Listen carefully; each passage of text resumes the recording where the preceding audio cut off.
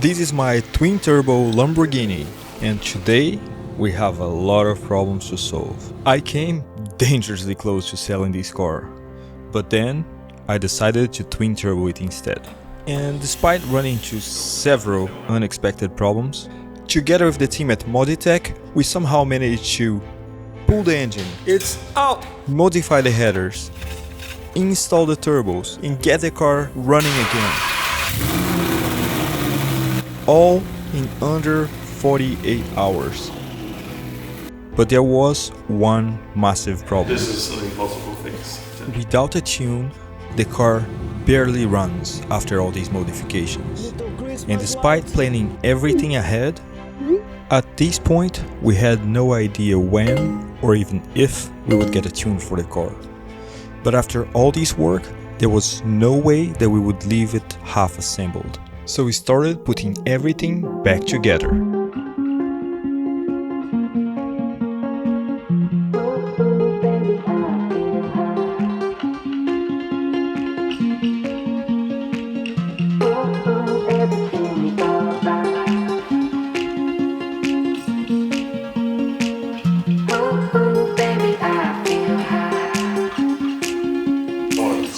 Alright, we came to the most critical point of this build. We have to make a decision. Should we run it like that? Just the grill? Where's the grill? Grill! Should we run it like this? Just with the grill and the turbos exposed? Or should we run it like this with the bumper on? Should we get the grill as well? Yeah, let me get that. Or should we run fully finished with the bumper? It's a little too discreet. It's way too discreet. Like, it just makes it so dark, and that is with good lighting and without the engine cover. Once we put that in, it's gonna be completely dark until the flames come out. So I think, well, you guys can let me know what you think. So, Riz, what's your vote? No bumper. Simon? Yeah. What's your vote? No bumper. Vote? No bumper. Now, Thomas, you put in enough hours. What's your vote? No bumper. Decision made. We tried to be reasonable, but it was a unanimous vote. So, yeah, we gotta get rid of the bumper.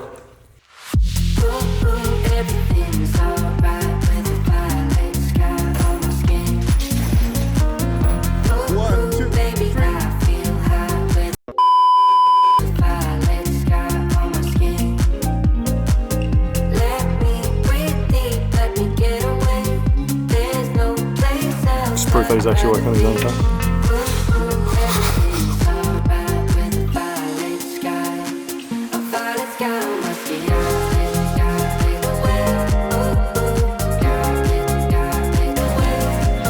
The final piece.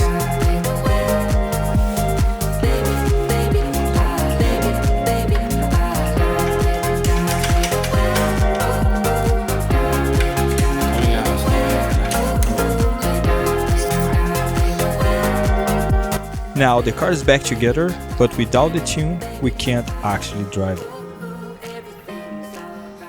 Well, this is a bit of a underwhelming finish to the weekend. Reese, myself, Thomas and Simon worked almost 48 hours, pretty close to non-stop, and we got everything done. But unfortunately, there was a tuner in the US that was supposed to flash the car, and they completely left us hanging. We've been messaging them all weekend, and they just didn't answer. And now we're left with a car that's not running. Fortunately, we found another person to work with, and we should have something ready very soon, so we'll come back with an update. But for now, unfortunately, we end this one with a very nice twin turbo Lambo that can't move. But I couldn't just leave it like that. Alright, it's finally time. Like, we got a tune. We can finally drive the car. GT Innovation in Germany has massively helped us out. He dropped everything and sorted out the car. It's time. Let's get this thing running. We just need to flash it. It's a really quick process. We just flash it for phone. It's a pretty wild platform, to be honest. So yeah, let's get this thing running. First, we start by flashing the gearbox. We're already running their stage 1 tune, but with the extra power, we need the stage 2. and that took only 14 seconds. Then it was finally time to flash the engine. 91%, we're almost done with the second ECU, and then we're ready for the first test drive. I've never driven a 1000 horsepower car before, and I'm a bit nervous and excited. I just want to drive it. Let's see what happens when I start it now. Engine system management fault.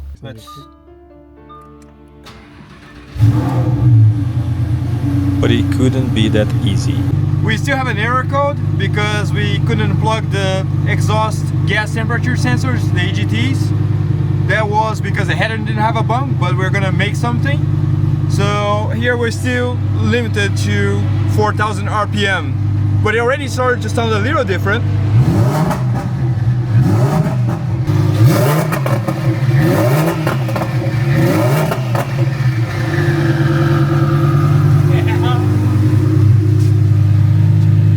Not bad! With no time to waste, I got to work making an adapter so we could mount the EGT where the secondary lambda sensor used to go. Simon TIG welded the adapters for me, and they were finally ready for assembly and then go on the car. But of course, we immediately ran into another problem. The EGT sensor wires were just too short. And that's when I made a huge and quite expensive mistake that I wouldn't realize until much later. But for now, let's be happy for a second. The EGTs are in! Hopefully now we can rev to 8,500 RPM. Let's see. Let's see!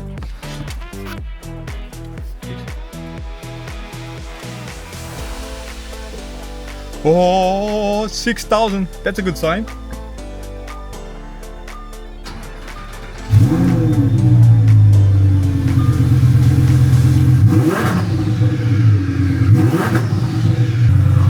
It worked!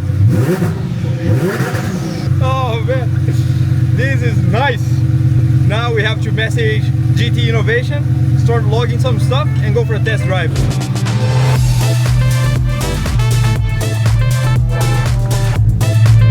Now we have all the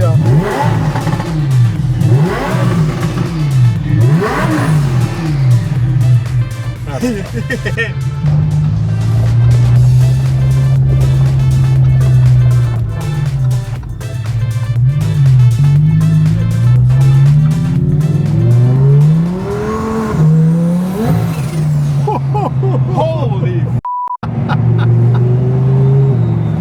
that was absolutely unintentional.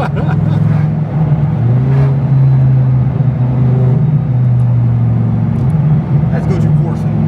Right.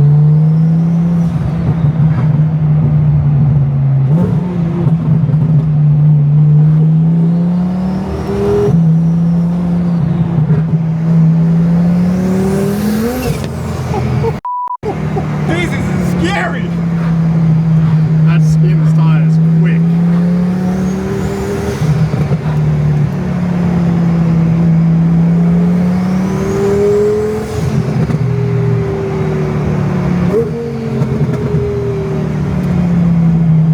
Yeah, this is the scariest thing I've ever driven.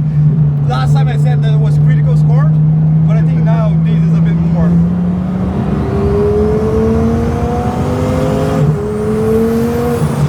Yeah, Sound is so good.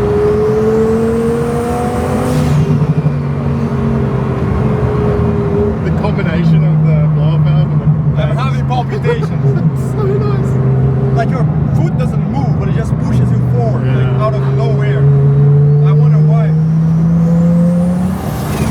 Man, Oh, the flutter. this is a thrill!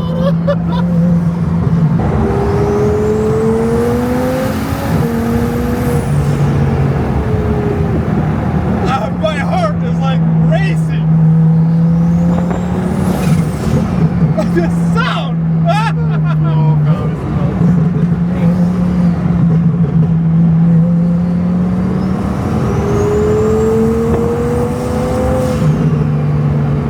One big pull, the turnaround.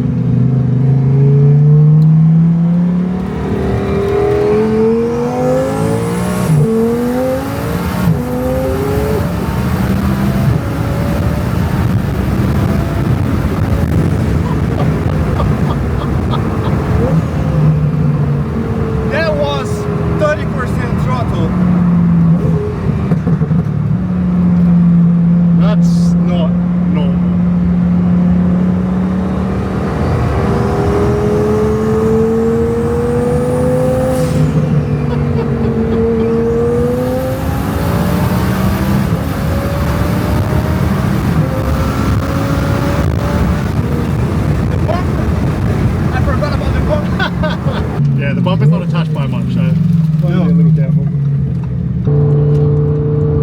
So we're logging, so if you put your foot into it, we can see the air-fuel ratio getting richer, and then it leans out with the fuel cut overrun. Nice. Perfect. Got to think about that economy, you know.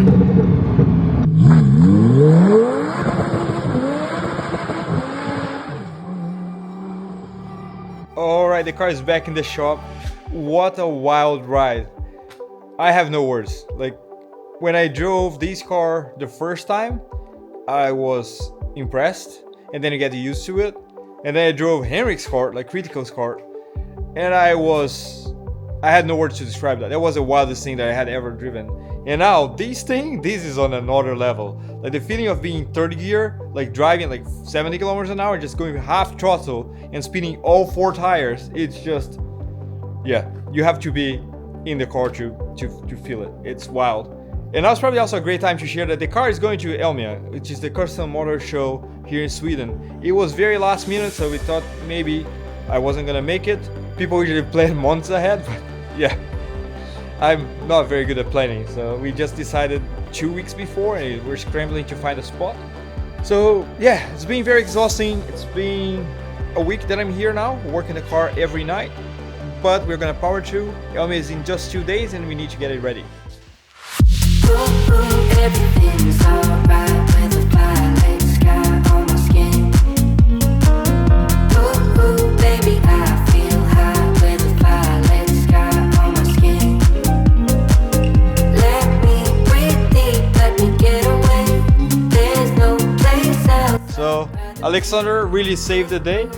He not only made the wheels, got them mounted, but also drove 4 hours from Stockholm to Borås to deliver them. And now like the car is almost ready to Elmia. He also got the stickers from Critical. I'm super thankful to everybody. I kind of feel a little bit bad that everyone's rushing around to help, but also very, very happy that you have such good friends that are always like keen to come and help the build. So It's a team effort. yeah, thank you so much. I really appreciate it.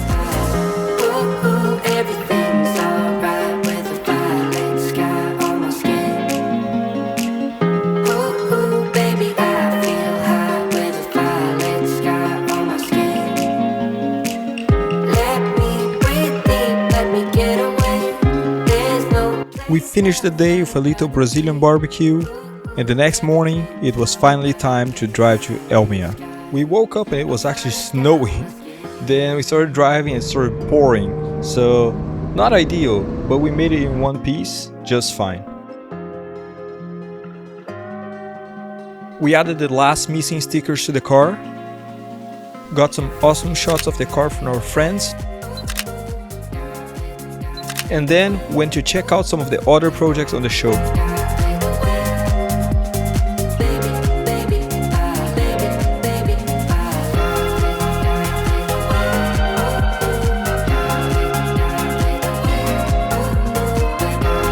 Next, it was time to head home and see how the car would do on a 3-hour drive.